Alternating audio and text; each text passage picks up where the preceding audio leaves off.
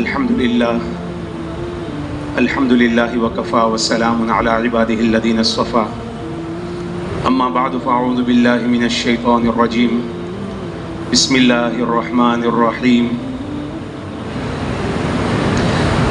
وسارعوا الى مغفرة من ربكم وجنة عرضها السماوات والارض اعدت للمتقين وقال النبي صلى الله تعالى عليه وسلم الدنيا سجن المؤمن وجنة الكافر او كما قال النبي صلى الله تعالى عليه وسلم صدق الله العظيم وصدق رسوله النبي الأمي الحبيب الكريم ونحن على ذلك لمن الشاهدين والشاكرين والحمد لله رب العالمين سلام على خير الأنام والسيد حبيب إله العالمين محمد بشير نذير هاشمي مكرم عطوف رؤوف من يسمى بأحمد اللهم صل على محمد كلما ذكره الذاكرون وصل على محمد كلما غفل عن ذكره الغافلون. قابل احترام دوستو بزرگوں، اللہ رب العزت نے اس عالم کو امتحان کا عالم اور امتحان کی دنیا بنایا ہے. جس نے بھی اس دنیا میں قدم رکھا ہر بندہ امتحان میں چل رہا ہے، آزمائش میں چل رہا ہے، چاہے وہ آزمائش انسان کو سمجھ میں آئے یا نہ آئے. انسان کا دن بھی آزمائش میں ہے، انسان کی رات بھی آزمائش میں ہے. اللہ امتحان لے رہے ہیں. قرآن کریم میں سورہ رحمان میں اللہ تعالیٰ فرماتے ہیں کل یوم هو فی شأن. اللہ ہر دن ایک مشغولی میں ہے، اللہ کی ہر دن ایک شان ہے. پھر اللہ تعالیٰ فرماتے ہیں سنفرغ لکم ایھا الثقلان. اے انسانوں ارے جناتوں، ایک دن آئے گا کہ ہم مکمل تمہارے لیے فارغ ہو جائیں گے. تو اللہ رب العزت ہر بندے کا امتحان لے رہے ہیں. دنیا میں انسان امتحان دے رہا ہے کہ دنیا کا جتنا بھی بڑا نقشہ اور کارخانہ نظر آ رہا، یہ پورا کارخانہ ہمارے لیے ایگزام ہال ہے. ہمارا امتحان ہو رہا ہے. کرامن کاتبین ہیں جن کا کام لکھنا ہے، وہ لکھ رہے ہیں. جب تک انسان دنیا میں آخری سانس نہیں لیتا تب تک ان فرشتوں کا کام لکھنا ہے. بلکہ قرآن کریم میں اللہ تعالیٰ نے بیان فرمایا ما یلفظ من قول الا لدیہ رقیب عتید. انسان اپنی زبان سے جو بول نکالتا ہے اس کو بھی لکھ دیا جاتا ہے. ہر بول ہمارا ریکارڈ ہوتا ہے. دنیا والے کہتے ہیں کہ انسان کی آواز لہروں کی شکل میں کائنات میں باقی رہتی ہے. ابھی چند کمینے ایسے کھڑے ہوئے ہیں جنہوں نے یہ دعویٰ کیا ہے کہ حضرت محمد الرسول اللہ صلی اللہ علیہ وسلم نے 1450-1500 سال پہلے حجۃ الوداع میں جو خطبہ دیا تھا آقا کی اوریجنل آواز کے ساتھ ہم اس کو ریکارڈ کریں گے اور تیار کریں گے. یہ دجالی فتنوں کا دور ہے. اللہ تعالی ہمارے ایمان کی حفاظت فرمائے، ہمارے نسلوں کے ایمان کی حفاظت فرمائے. بہرحال میرے محترم دوستو بزرگوں، ہم سب آزمائش میں ہیں. پھر اللہ کے حبیب صلی اللہ علیہ وسلم فرماتے ہیں الدنیا سجن المؤمن. دنیا ایمان والے کے لیے قید خانہ ہے. جیل میں بھلا کوئی خوش نہیں ہوتا. جتنی بھی فیسیلیٹی وہاں مل جائے، جتنی بھی آرام کی شکلیں وہاں مل جائے، جیل ہوتی ہے. اللہ کے حبیب صلی اللہ علیہ وسلم امت کو یہ بات سمجھا رہے ہیں کہ دنیا میں جو بھی ایمان والا بندہ ہے وہ جس شکل میں بھی ہو، وہ ہر وقت قید کے اندر ہے، جیل میں ہے. اور وہ جنت الکافر، کافر کے لیے دنیا جنت ہے. اب تھوڑی دیر سوچنے کی بات یہ ہے اور مقام یہ ہے، کافروں کی جنت اللہ نے ایسی بہترین بنائی کہ ایمان والا اللہ پر ایمان رکھنے کے باوجود نبی کریم صلی اللہ تعالی علیہ وسلم کو صرف سچا نبی نہیں بلکہ آخری نبی ماننے کے باوجود بھی دنیا میں ایسا لگ گیا ہے، دنیا آدمی کو لباتی ہے. جب کافروں کی جنت ایسی ہے تو متقیوں کی جنت جو اللہ نے بنائی وہ کیسے عالیشان ہوگی. چند سال پہلے جن پلاٹ میں قیمت زمین کی اتنی نہیں تھی، آج دیکھو قیمت کتنی ہے. سکون باغ کا ٹکڑا ایک لینا ہو تو آدمی کو لاکھوں روپے لگانے پڑتے ہیں. دنیا جب کافروں کی جنت اتنی مہنگی ہے تو کیا اللہ کی جنت آسانی کے ساتھ مل جائے گی؟ میں چاہوں کہ میں دنیا کے اندر لگا رہوں, دنیا کے جمیلوں میں لگا رہوں اور اللہ مجھے جنت دے دے, اتنا آسان بھی نہیں ہے. باہر غفلت یہ تیری ہستی نہیں, دیکھ جنت اس قدر سستی نہیں, جنت اتنی آسان نہیں ہے. جنت آسان ہوتی تو اللہ جنت کے لیے قیمت نہ مانگتا. قرآن کریم میں اللہ تعالیٰ فرماتے ہیں ان اللہ اشتری من المؤمنین انفسهم واموالهم بان لهم الجنہ. او مومن بندو, اگر جنت کا سودا کروانا چاہتے ہو, میری جنت پانا چاہتے ہو, اپنی جان مجھے دے دو, اپنا مال مجھے دے دو. اللہ نے جان اور مال کے بدلے میں جنت دی ہے. اب میں اپنی جان کو دنیا کے کام کاج میں لگاؤں, اپنے مال کو دنیا کے رواجوں پر لگاؤں, تو کیا مجھے جنت ملے گی؟ آدمی دنیا میں سودا کرتا ہے, یہاں تک کہ ایڈوانس دے بھی دیتا ہے, لیکن اگر آگے کی رقم نہیں دیتا تو سودا ٹوٹ جاتا ہے. خالی ایمان لانے سے, کلمہ پڑھ لینے سے جنت مل جاتی تو صحابہ کرام کو گردنیں کٹانے کی کیا ضرورت تھی؟ عشرے مبشرہ تو وہ صحابہ کرام تھے جن کو اللہ کے حبیب صلی اللہ تعالی علیہ وسلم نے بیک وقت جنت کی بشارت دی تھی. پھر ان کو قربانی دینے کی کیا ضرورت تھی؟ صدیق اکبر کو پیٹ کاٹنے کی کیا ضرورت تھی؟ غزوہ تبوک میں پوری رات گھر کے اندر حیران, کروٹیں بدل رہے ہیں. اما عائشہ صدیقہ رضی اللہ تعالیٰ فرماتی ہیں میں نے اپنے ابا حضور کو دیکھا کہ کروٹیں بدل رہے ہیں, پوری رات چین سے نہ سوئے. تہجد کے وقت میں نے پوچھا ابا جان کیا بات ہے, پوری رات آپ کروٹیں بدلتے رہے, نیند نہ آئی؟ کہا بیٹی اللہ کے حبیب صلی اللہ تعالی علیہ وسلم نے تبوک کے لیے اعلان فرمایا ہے, میں نے اپنے گمان کے مطابق, اپنے علم کے مطابق جو تھا سب دے دیا, لیکن پھر بھی دل کے اندر خیال آ رہا ہے صدیق کہیں کوئی چیز رہ تو نہیں گئی. تہجد کے وقت میں دیواروں پر ہاتھ پھیرتے پھیرتے ایک جگہ پر سوئی ملی, وہ بھی اللہ کے حبیب کی خدمت میں جا کر پیش کر دی. کیا ضرورت تھی ان کو؟ وہ تو جنتی تھے, جنت کا اعلیٰ مقام ان کے لیے طے تھا, وہ بھی حضرت محمد الرسول اللہ صلی اللہ علیہ وسلم کی مبارک زبان سے سن چکے تھے. لہذا میرے محترم دوستو بزرگوں, جنت اتنی سستی نہیں ہے کہ ہم جنت کے لیے محنت نہ کریں اور جنت ہمیں مل جائے, ایسا نہیں ہو سکتا. لہذا ہمیں قربانی دینی ہوگی اپنی جنت کو بنانے کے لیے. جس طرح سے ایک مکان بن رہا ہوتا ہے, آدمی رات دن ایک کر دیتا ہے, اپنی دکان میں سے وقت نکال کر سائٹ پر جاتا ہے, اپنے مکان کی دیکھ ریکھ کرتا ہے, کاریگروں سے بات کرتا ہے, فون پر لگا رہتا ہے. اس طرح سے ہمیں کاروبار میں رہتے ہوئے اپنی نمازوں کی فکر کرنی پڑے گی, مسجدوں کو آباد کرنا پڑے گا, اپنے دل کو بنانا پڑے گا. سارے معاملات دل کے ساتھ جڑے ہوئے ہیں. کل قیامت کے دن اللہ دل دیکھے گا.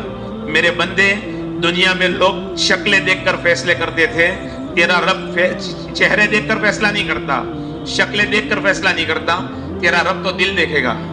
لہذا میرے محترم دوستو بزرگوں, ہمیں اپنے دل کو بنانا ہے. کافروں کی ناپاک جنت ہمیں لباتی ہے, اللہ نے وہ جنت ایسی بنائی ہے. کمزوری یہ ہے کہ ہمارے سامنے جنت کے تذکرے نہیں ہیں. اللہ نے جنت کیسی بنائی ہے, وہ عالیشان جنت جس جنت کا تصور بھی دنیا میں رہتے ہوئے ہم نہیں کر سکتے. وہ عالیشان جنت اللہ نے بنائی ہے, جہاں کا مہمان نوازی کا انتظام اللہ نے ایسا فرمایا کہ جب جنتی جنت میں داخل ہوں گے, ایک یہودی نبی پاک صلی اللہ علیہ وسلم کی خدمت میں آیا, یا رسول اللہ صلی اللہ علیہ وسلم, اگر آپ برحق نبی ہے تو آپ مجھے یہ بتائیں اہل جنت کو جنت میں اللہ پہلا ناشتہ کیا کروائیں گے؟ اللہ کے حبیب صلی اللہ علیہ وسلم نے فرمایا سن, اللہ مہمان نوازی کے طور پر سب سے پہلے مچھلی کی کلیجی کے اور بیل کی کلیجی کے کباب اللہ جنتیوں کو کھلائے گا. وہ بیل جو جنت میں چرا ہے, ہم نے مچھلی کی کلیجی کبھی کھائی نہیں ہے. اللہ وہاں مچھلی تو کھلائے گا ہی کھلائے گا. وہ بڑا عجیب انتظام ہے, مچھلی کی کلیجی کے کباب. اور حدیث شریف کو دیکھیں تو اس میں زائدۃ کبد, مچھلی کی کلیجی کا زائد حصہ. آپ نے بکرے کی کلیجی دیکھی ہوگی, بکرے کی کلیجی کا ایک شیپ ہے, اس کے ساتھ ایک ٹکڑا ایکسٹرا بنا ہوا ہوتا ہے, اس کے ساتھ جوائنٹ ہوتا ہے. اللہ کے حبیب فرماتے اس سے کباب بنا کر اللہ کھلائے گا, سارے جنتیوں کو کھلائے گا. زمین کو اللہ روٹی بنا دے گا, زمین کو اللہ روٹی بنا دے گا. اب سوال یہ پیدا ہوتا ہے, تھوڑی سی زمین کے ذرات اگر ہمارے کھانے میں آ جائے, مزہ کرکرا ہو جاتا ہے. یہ زمین کیسے کھائیں گے؟ علماء نے کتنا پیارا جواب دیا ہے، جس اللہ نے اس زمین سے اناج پیدا کر کے تمہیں بہترین روٹی دی، اللہ اس زمین کو بھی ویسا بنا سکتا ہے۔ اب سوال یہ ہے کہ اللہ رب العزت جنت میں جنت کی چیزیں کھلائے گا، پھر دنیا کو کیوں روٹی بنا کر کھلائے گا؟ علماء نے مسئلہ لکھا ہے، دنیا میں اللہ نے ہر خطے میں الگ الگ ذائقہ رکھا ہے۔ تلالہ کے کیسر کہیں اور نہیں مل سکتی، کیسر کے آم بہت سارے لگ سکتے ہیں لیکن جو لذت یہاں ہے وہ نہیں مل سکتی۔ آپ کو بلسار کا لنگڑا کہیں اور نہیں ملے گا، رتنا گری کی آپوس کہیں اور نہیں ملے گی، لذت ہر جگہ کی الگ الگ ہے۔ اللہ مومن کو ہر نوالے پر دنیا کی ساری لذتیں ملا کر کھلائے گا، وہ جنت ہے۔ اس جنت کی تیاری کے لیے اللہ نے مجھے اور آپ کو دنیا میں بھیجا ہے۔ رب کی جنت کا کیا تذکرہ کرنا، رب نے وہ جنت بنائی ہے۔ ایک مختصر واقعہ، ہمارے کچھ ساتھیوں نے درخواست کی تھی جب میں شولاپور تھا کہ مولانا آپ نے کوڑینار میں کبھی ہمیں وہ واقعہ نہیں سنایا۔ میں کہا بھائی ذہن میں نہیں ہوگا، چلو مختصر سنا دیتے ہیں، بڑا عجیب عبرت آموز نصیحت آمیز ہے ہمارے لیے۔ اللہ کے حبیب صلی اللہ تعالی علیہ وسلم اپنے 3 معزز صحابہ کو لے کر صدیق اکبر، فاروق اعظم اور سیدنا عثمان غنی رضی اللہ عنہ کو لے کر حضرت علی رضی اللہ عنہ کے گھر مہمان بنے۔ حضرت علی نے دیکھا اتنے بڑے مہمان میرے یہاں تشریف لائے ہیں، اب گھر میں تو کچھ تھا نہیں، شہد رکھا ہوا تھا، ایک خوبصورت پیالے کے اندر شہد بھر کر آقا کی خدمت میں پیش کر دیا۔ اتنے معزز مہمان میرے گھر آئے ہیں۔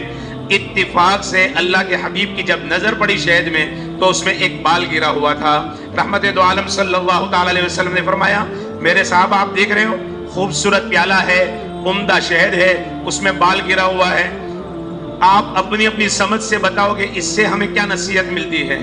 تو بولنے کا حق سب سے پہلے صدیق اکبر کو تھا، آقا کے بعد سب سے بڑے خلیفہ وہی تھے، لہذا صدیق اکبر رضی اللہ عنہ نے عرض کیا، یا رسول اللہ صلی اللہ علیہ وسلم مجھے یہ بات سمجھ میں آتی ہے کہ ایمان والا اس دشت سے زیادہ روشن ہے، اس پیالے سے زیادہ روشن ہے، اور اس کے دل میں جو ایمان ہے وہ اس شہد سے زیادہ میٹھا ہے، لیکن ایمان کو موت تک بچا کر لے کر جانا بال سے زیادہ باریک ہے۔ اللہ کے حبیب صلی اللہ علیہ وسلم نے فاروق اعظم سے عرض کیا، فاروق آپ کچھ بتا ہے؟ حضرت فاروق اعظم رضی اللہ تعالیٰ عنہ نے عرض کیا، یا رسول اللہ صلی اللہ علیہ وسلم میری سمجھ کے مطابق حکمرانی اور بادشاہت اس دشت سے زیادہ روشن ہے، اور لوگوں کے درمیان حکم کرنا وہ شہد سے زیادہ میٹھا ہے، لیکن لوگوں کے مابین انصاف کرنا وہ بال سے زیادہ باریک ہے۔ اب باری آئی سیدنا عثمان غنی رضی اللہ تعالیٰ عنہ کی۔ سیدنا عثمان غنی رضی اللہ تعالیٰ عنہ نے عرض کیا، یا رسول اللہ صلی اللہ علیہ وسلم مجھے یہ سمجھ میں آتا ہے کہ علم دین اس دشت سے زیادہ روشن ہے، دین کا علم اس دشت سے زیادہ روشن ہے، اور علم دین کا حاصل کرنا شہد سے زیادہ میٹھا ہے۔ اگر وہی سادی باتیں آ جائے پرانی تو گردنیں جھک جاتی ہے، نئی باتیں آتی ہے تو آدمی شوق سے سنتا ہے۔ علم کا شوق اللہ نے فطری طور پر انسان کے دل کے اندر رکھا ہے، تو علم دین کا حاصل کرنا شہد سے زیادہ میٹھا ہے، لیکن علم پر عمل کرنا بال سے زیادہ باریک ہے۔ اللہ کے حبیب صلی اللہ علیہ وسلم نے سیدنا علی رضی اللہ عنہ سے فرمایا، علی تم کچھ بولو۔ سیدنا علی رضی اللہ عنہ نے عرض کیا، یا رسول اللہ صلی اللہ علیہ وسلم مہمان اس دشت سے زیادہ روشن ہے، خدمت مہمان شہد سے زیادہ میٹھی ہے، لیکن مہمان کی دل جوئی بال سے زیادہ باریک ہے۔ عمومی طور پر ہمارے یہاں کیا ہوتا ہے، مہمان آئے ہم گوشت پکاتے، ہمارے یہاں کی چکن بنتا، کوئی نہ کوئی بس یہی چیز بنتی، حالانکہ مہمان مٹن کھا کھا کے تھک چکا ہوتا ہے، وہ چاہتا ہے دال آ جائے، کچھ سادہ آ جائے۔ یہی ہے اصل میں خدمت مہمان شہد سے زیادہ میٹھی ہے، لیکن مہمان کی دل جوئی بال سے زیادہ باریک ہے۔ اللہ کے حبیب صلی اللہ علیہ وسلم نے سیدہ فاطمہ الزہرا رضی اللہ عنہا سے عرض کیا، فرمایا کہ سیدہ تم بھی کچھ کہو۔ حضرت فاطمہ رضی اللہ تعالیٰ نے عرض کیا، پیارے ابا جان، عورت کے حق میں حیا اور شرم وہ اس دشت سے زیادہ روشن ہے، عورت کے چہرے کے اوپر پردے کا پڑا رہنا وہ شہد سے زیادہ میٹھا ہے، لیکن کسی غیر محرم کی نظر سے اپنے آپ کو بچانا وہ بال سے زیادہ باریک ہے۔ حضرت فاطمہ الزہرا رضی اللہ تعالیٰ عنہا حضرت نبی پاک صلی اللہ علیہ وسلم کی خدمت میں ایک مرتبہ آئی، آقا سے سوال کیا، پیارے آقا ابا جان چاند ہو گیا؟ کہا بیٹی سب نے دیکھا، تم نے نہیں دیکھا؟ تو عرض کیا، ابا جان سب مرد چاند کو دیکھ رہے ہوتے ہیں، اگر میں نے بھی چاند کو دیکھا تو چاند پر جا کر غیر محرموں کی نظر کے ساتھ میری نظر مل جائے گی، میں اللہ کو کیا جواب دوں گی؟ اس لیے میں نے پہلے کا چاند نہیں دیکھا. اتنے بڑے مقام والے کل قیامت کے دن جب محشر والے محشر میں ہوں گے، اللہ کی طرف سے فرشتہ اعلان کرے گا، او محشر والوں اپنی نگاہیں جھکا لو، اس لیے کہ حضرت فاطمہ الزہرا رضی اللہ تعالیٰ عنہ جنت کی طرف جا رہی ہے. اتنا بڑا مقام. اور کیا فرما رہی ہے؟ عورت کے حق میں حیا اس دشت سے زیادہ روشن ہے، عورت کے چہرے کے پر پردہ پڑا رہنا شہد سے زیادہ میٹھا ہے، غیر محرم کی نظر سے اپنے آپ کو بچانا بال سے زیادہ باریک ہے. پھر اللہ کے حبیب صلی اللہ علیہ وسلم نے عرض کیا، آقا نے فرمایا کہ دیکھیے معرفت خداوندی، اللہ کی پہچان وہ اس دشت سے زیادہ روشن ہے، اور اللہ کی پہچان مل جانا وہ شہد سے زیادہ میٹھا ہے، لیکن اللہ کی پہچان کو، معرفت خداوندی کو بچا کر رکھنا وہ بال سے زیادہ باریک ہے. سیدنا ابراہیم علیہ السلام سے پوچھا گیا، اللہ نے آپ کو اپنا خلیل کیسے بنایا؟ ابراہیم علیہ السلام نے مختصر جواب دیا، میں نے اپنا سب کچھ لٹا کر رب کی محبت کو پایا ہے. آسان کام نہیں ہے اللہ کی معرفت کو، اللہ کی دوستی کو بچا کر رکھنا، تو یہ بال سے زیادہ باریک ہے. ابھی یہ باتیں چل ہی رہی تھی، دروازے پر دستک ہوئی، آواز آئی کون ہے؟ تو جواب دیا کہ میں جبریل امین ہوں، سدرہ سے آیا ہوں. آپ کی باتیں آسمانوں پر سنی گئی، آپ کی باتوں میں شامل ہونے کے لیے میں بھی آیا. دروازہ کھول دیا گیا، جبریل امین نے آ کر سلام کیا. آقا صلی اللہ علیہ وسلم نے فرمایا، بولو جبریل کیا کہنا چاہتے ہو؟ جبریل امین نے عرض کیا، یا رسول اللہ ہم بھی مزے لے رہے تھے آپ کی باتوں کے، میں بھی کچھ کہنا چاہتا ہوں. جبریل بولو.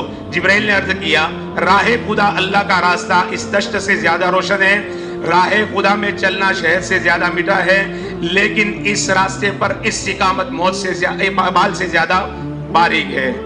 پھر اللہ کا پیغام لے کر آئے جبریل امین، یا رسول اللہ اللہ نے پیغام دے کر بھیجا ہے. اچھا میرا رب بھی ہماری باتوں میں شریک ہے؟ جی یا رسول اللہ. اچھا بتائیے میرے اللہ نے کیا پیغام بھیجا ہے؟